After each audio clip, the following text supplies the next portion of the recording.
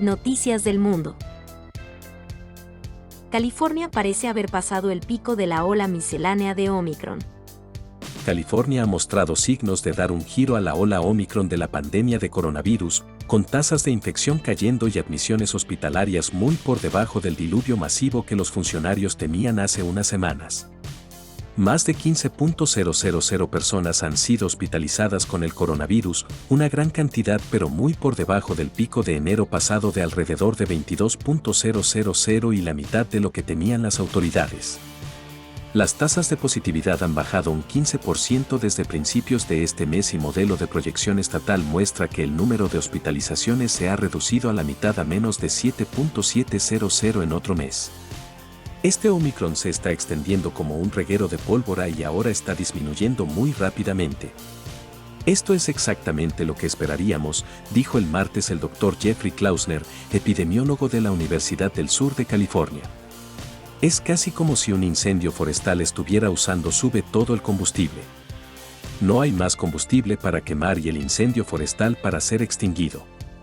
Los casos de cuidados intensivos tardan más en desarrollarse, por lo que no se espera que el número de pacientes de cuidados intensivos alcance los 3.000 pacientes hasta dentro de una semana.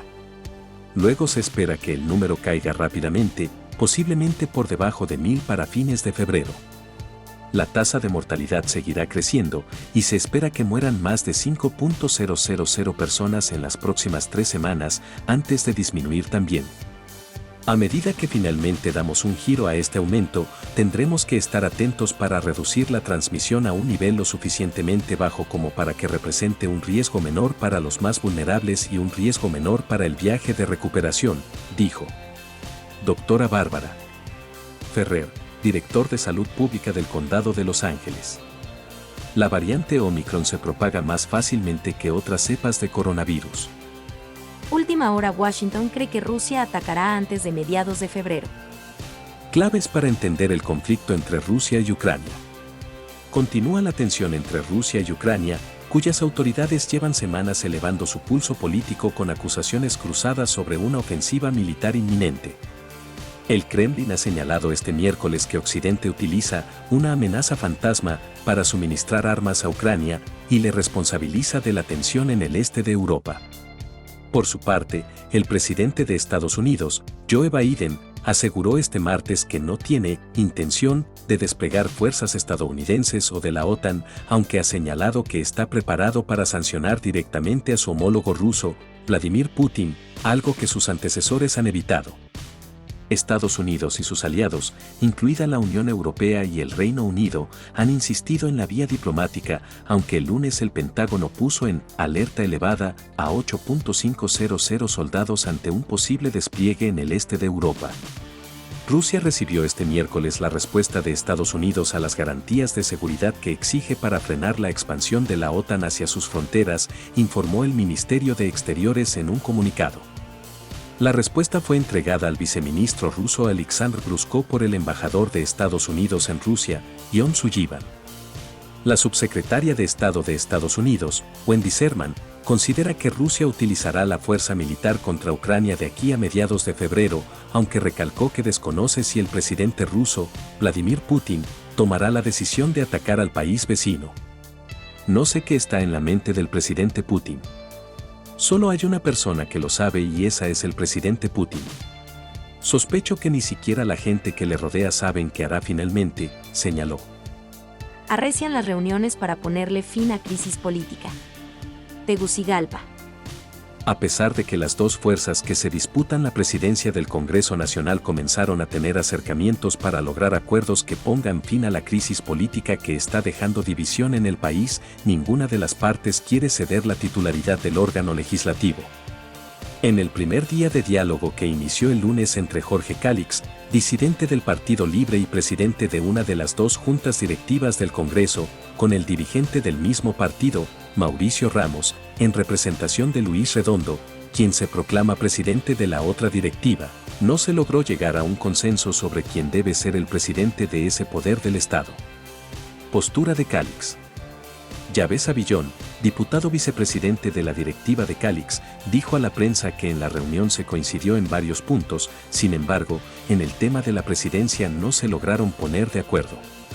El presidente Calix dijo que si uno de los requisitos es que se repita la elección por él no hay problema, la cuestión es que esto es cosa juzgada, ya hubo una votación, una apertura con todos los procedimientos de ley, por mucho que quieran quitarle mérito se hizo en base a ley, la que es legal es la que presidió la primera sesión, dijo el diputado que fue expulsado de Libre por apoyar las aspiraciones de Calix. Savillón no dio detalles de quién está como mediador en la búsqueda de consensos, pero se refirió que es una dama de alta credibilidad en el país de la comunidad internacional. Quiere mucho a Honduras, quiere que el país siga adelante, ella quiere que esto no se descomponga y creo que las partes, tanto de parte de Salvador Nasralla como del presidente Jorge Calix le tienen mucho respeto y estima, expresó. Postura de Libre. Por su parte, Mauricio Ramos explicó que el encuentro fue entre un equipo que está buscando el acercamiento para poder hacerles conciencia a sus compañeros que se deben volver. Juan Miguel Hernández León, presidente del Círculo de Bellas Artes, este miércoles en el Aula de Cultura de Sur. Pocos saben que el presidente del Círculo de Bellas Artes nació en Málaga. Juan Miguel Hernández León, Pedregalejo, 1945, llegó al cargo hace casi 30 años, cuando la institución con sede en la madrileña calle Alcalá atravesaba una profunda crisis económica, cortaban la luz y la calefacción. La institución ha florecido bajo su batuta como uno de los espacios culturales de mayor influencia en Europa. Este miércoles, 26 de enero, Hernández León regresa a su ciudad natal para participar en Málaga, Ida y Vuelta, el nuevo ciclo del Centro Cultural La Malagueta que, en colaboración con el Aula de Cultura de Sur, reivindica la trayectoria de personalidades a menudo más valoradas fuera que dentro de la provincia.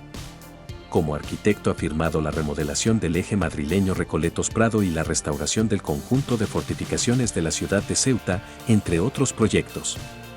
Pero además ha sido profesor, catedrático, ensayista y hasta campeón de España de karate. Aunque él insiste en que tiene poco de bohemio. La cita en La Malagueta será esta tarde a las 19 horas. Allí presentará Ser Arquitectura, su último libro, durante un encuentro con José Manuel Cabra de Luna y Javier Bonet Perquis. ¿Cómo recuerda su infancia, aquellos años 50 en Málaga? Nací en Pedregalejo, que entonces estaba dividido por la vía del trenecillo que separaba la zona de pescadores de los chalés y villas. Recuerdo las piedras de la playa, sin arena, y los baños del Carmen, donde se diferenciaba la zona de baño para mujeres y hombres. Yo me bañaba con mi madre y saludaba a mi padre a través de aquella malla separadora. Mi padre era militar y cambiaba a menudo de destino, así que estudié bachillerato en Granada, hasta segundo curso.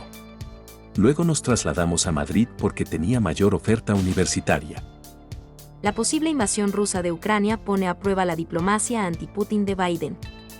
El esfuerzo del presidente Joe Biden para reunir apoyo, tanto en el país como en el extranjero, antes de una posible invasión rusa de Ucrania es solo la última gran prueba de su capacidad para salvar las brechas ideológicas y equilibrar intereses contrapuestos para construir coaliciones efectivas. Su historial hasta ahora como presidente sugiere que no es algo seguro. Biden está tratando de lograr el tipo de alianza en el frente internacional que lo ha eludido en su agenda nacional mientras enfrenta derrotas en los derechos de voto y su proyecto de ley de gastos domésticos y climáticos de 2.2 billones de pesos.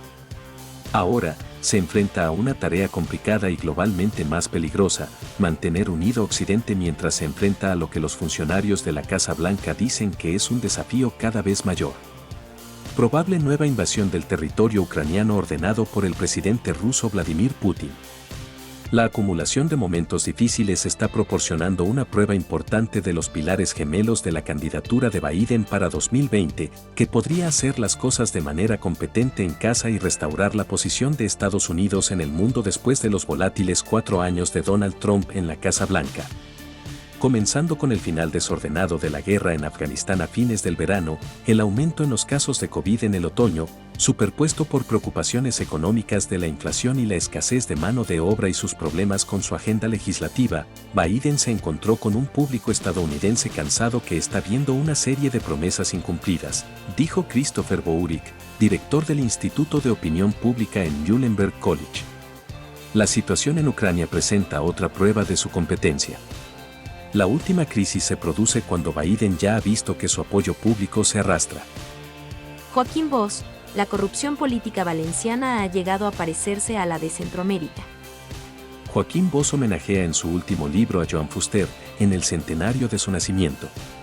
La patria en la cartera tiene la misma estructura que nosaltres els valencians, los hechos y los problemas.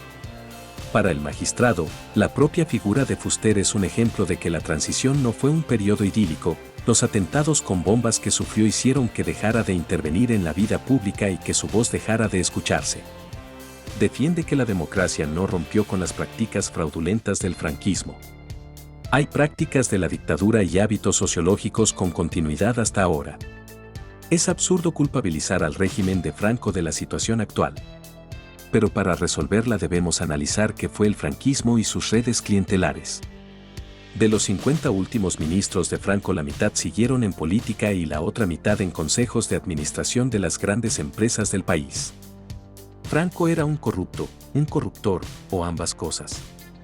Franco era un dictador en la cúspide de un sistema corrompido que afectaba a ministros, generales, empresarios y escalones inferiores en todos los territorios. Franco se enriqueció con prácticas corruptas y utilizó la corrupción para controlar a sus subordinados. Entendió que los intereses unen más que la ideología. Última hora sobre el coronavirus y la actualidad política. Dinamarca eliminará el próximo martes las restricciones impuestas por la cuarta ola de coronavirus, pese a las cifras récord de contagio, por la menor peligrosidad de la variante Omicron y el alto número de personas inmunizadas, ha anunciado este miércoles el gobierno. La COVID-19 dejará de ser considerada una enfermedad crítica para la sociedad en Dinamarca, que también fue uno de los primeros países en levantar las medidas en septiembre del año pasado, lo que implicará el cese de las medidas vigentes. Ya no se usarán mascarillas en interiores y desaparecerán las restricciones en la restauración, la vida cultural y social, y reabrirán las discotecas. La primera ministra danesa, Mette Frederiksen, ha hablado de hito y de transición a una nueva fase y ha resaltado que la decisión cuenta con el aval de la Comisión de Científicos que asesora al gobierno desde el inicio de la pandemia. Puede parecer raro y paradójico que eliminemos las restricciones con las actuales cotas de contagio, pero hay que fijarse en más cifras. Una de las más importantes es la de enfermos de gravedad y esa curva se ha roto, ha afirmado. La primera ministra ha hablado de 3 fases. En la primera, hasta primavera, se mantendrán recomendaciones para proteger a los grupos de riesgo, como el uso de mascarillas en asilos, así como la obligación de someterse a test para quienes viajen a Dinamarca y no estén vacunados. La segunda fase, hasta el otoño, será de vigilancia y de preparación para la tercera, el próximo invierno, en la que es muy posible que parte de la población o incluso toda tenga que vacunarse otra vez, dijo Frederiksen. Una oportunidad en el Ministerio de las Culturas.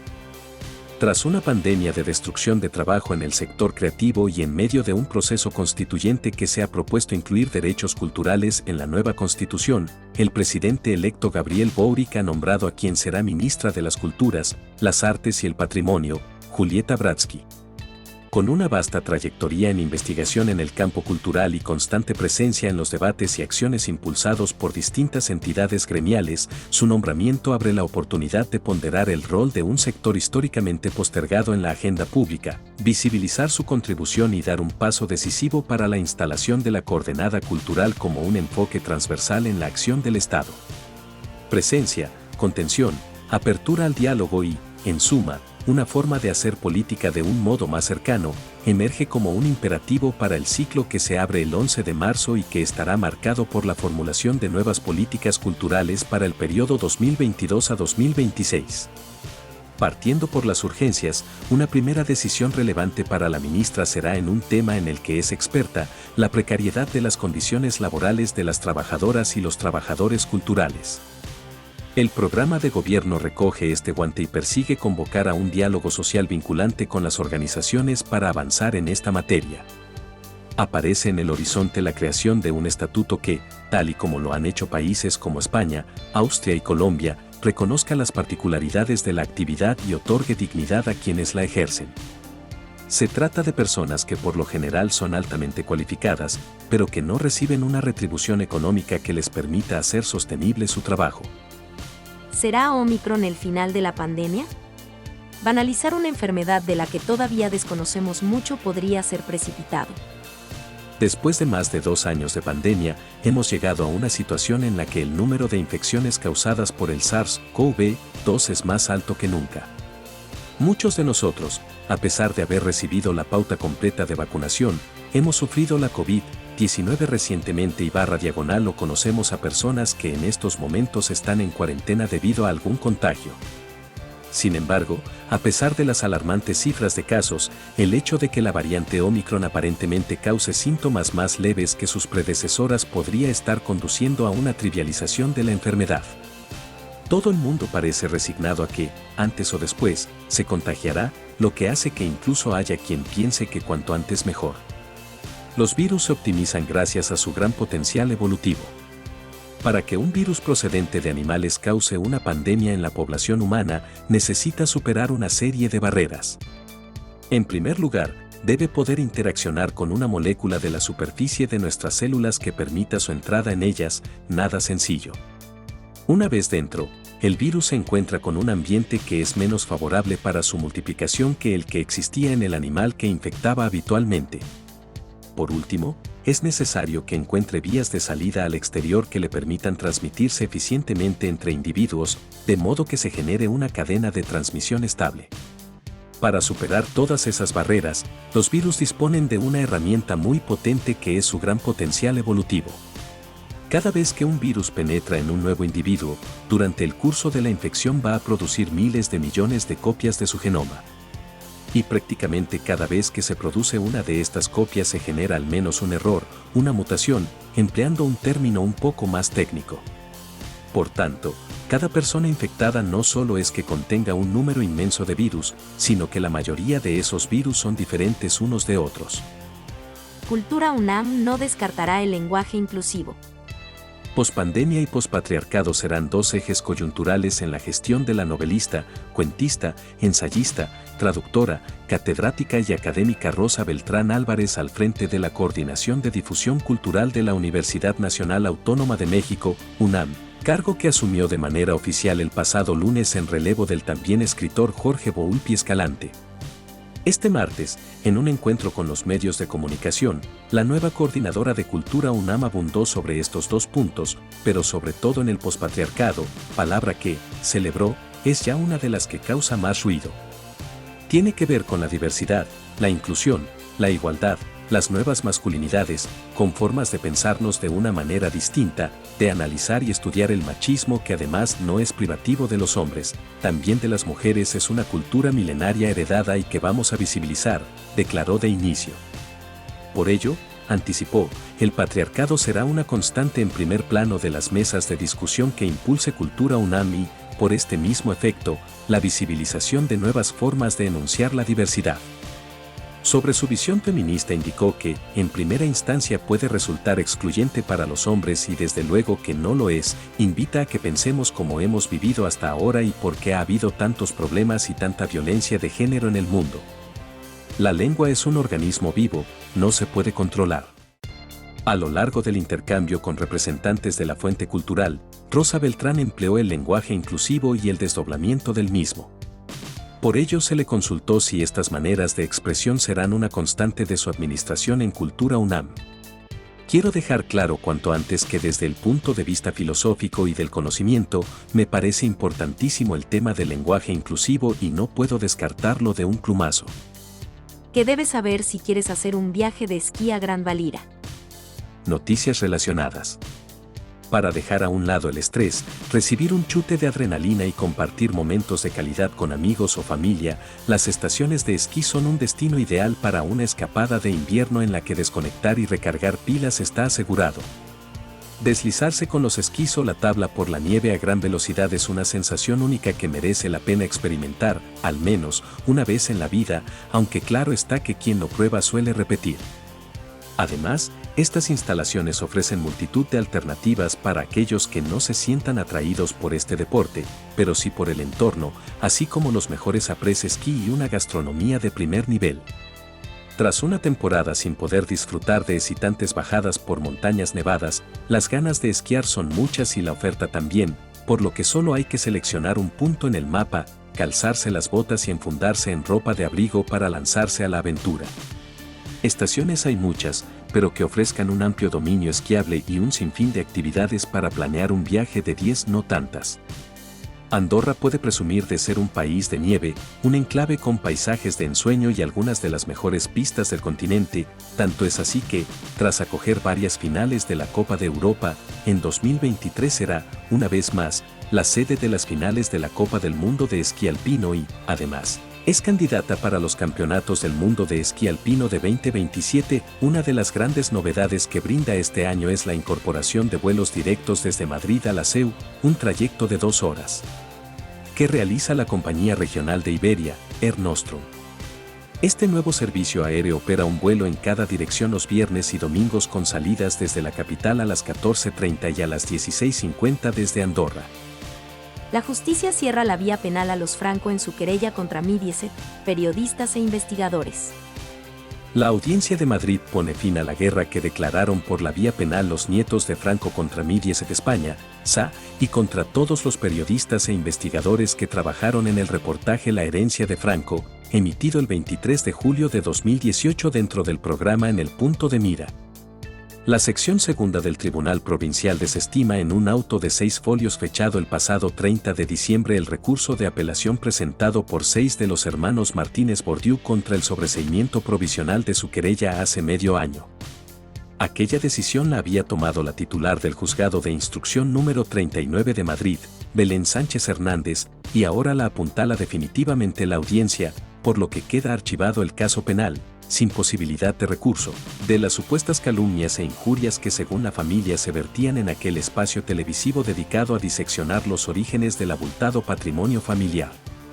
Los magistrados respaldan el auto de la juez de instrucción y apelan al artículo 20.1 de la Constitución, el que protege el derecho a expresar y difundir libremente los pensamientos, ideas y opiniones mediante la palabra, el escrito o cualquier otro medio de reproducción. Para la audiencia, la aplicación del tipo penal a la hora de considerar si se incurre en delito no debe resultar ni desalentadora del ejercicio de las libertades de expresión e información, ni desproporcionada y ceñida al campo que la propia Constitución ha dejado fuera del ámbito protegido por el artículo 20.1. Su notoria amplitud, según se trate de libertad de expresión o de libertad de información, concluye el auto al que ha tenido acceso el país, amparan o propician no ya la emisión de determinados juicios personales y subjetivos, creencias, pensamientos y opiniones como las que se recogen en el reportaje denunciado, sino la narración de determinados hechos que contiene aquel. Viaje a los baños premium de Atocha para entender cómo funciona el mundo de hoy. El martes por la mañana, la confusión reina en Atocha. Es que no tengo cambio. ¿Puede pagar con tarjeta?, responde al viajero despistado la mujer que se encarga de que los flamantes aseos premium instalados en la estación brillen siempre como una patena y, ya de paso, que su mera presencia impida que nadie les dé un uso incorrecto. Pago el euro y obtengo un pequeño papel con un código QR que me abre las puertas a un nuevo universo, los baños de Atocha versión premium.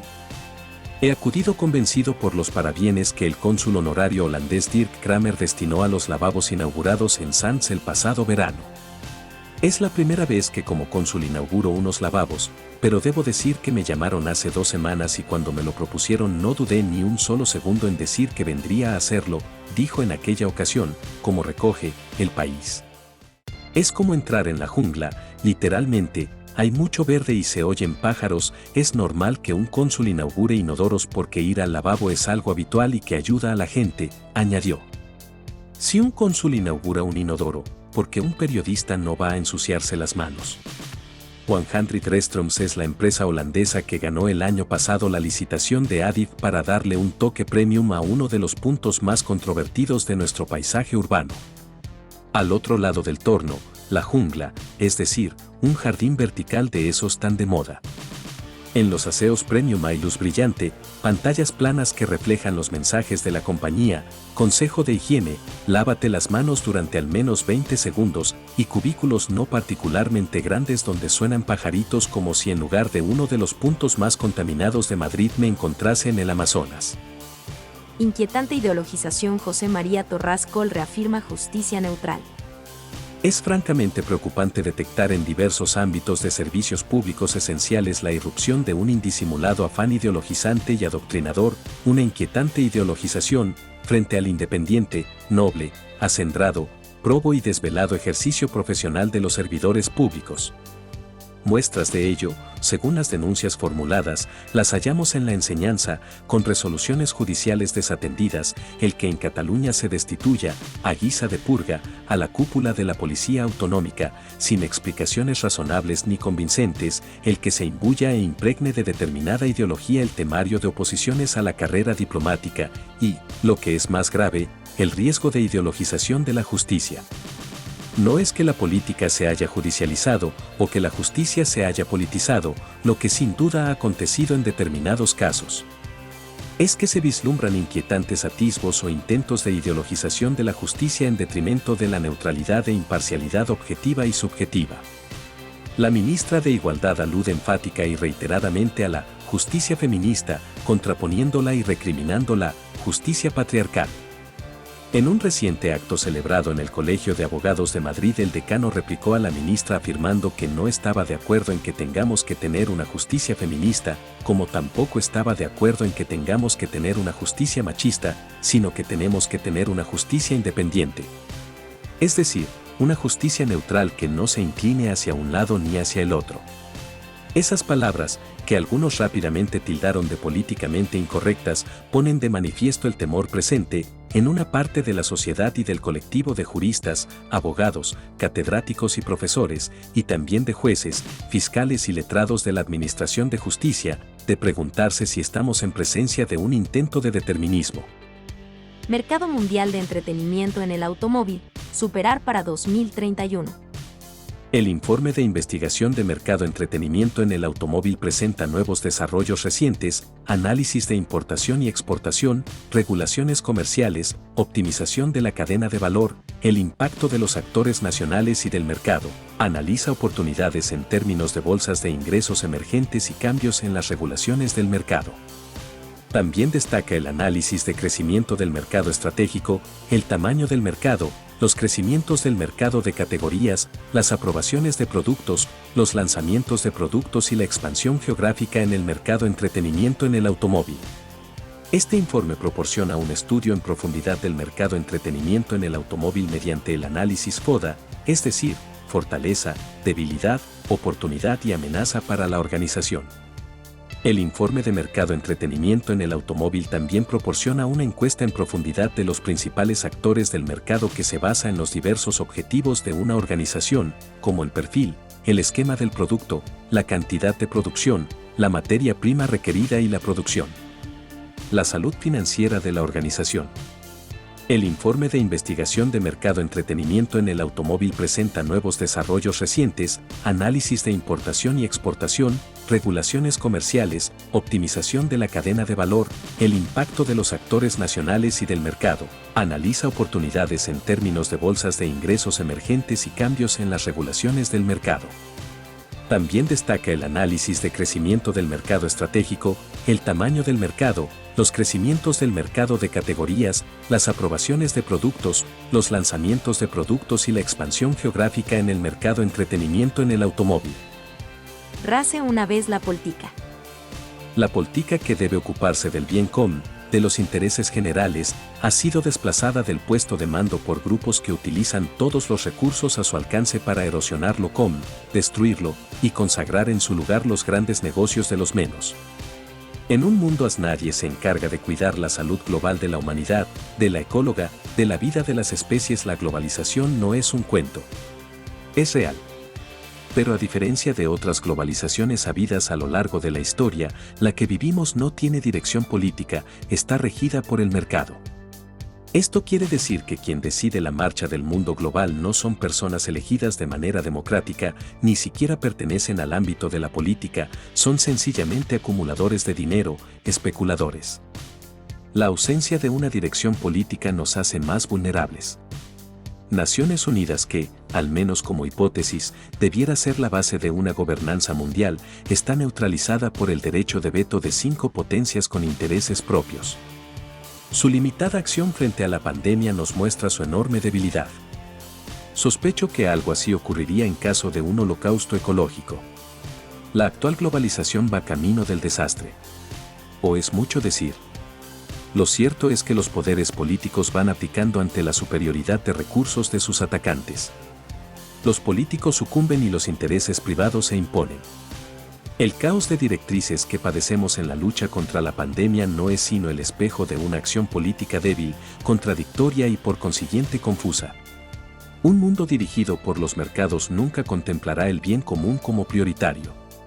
Al contrario, buscará su hegemonía en la toma de decisiones que afectan a la globalidad, haciendo que los gobiernos renuncien al control sobre transferencias financieras.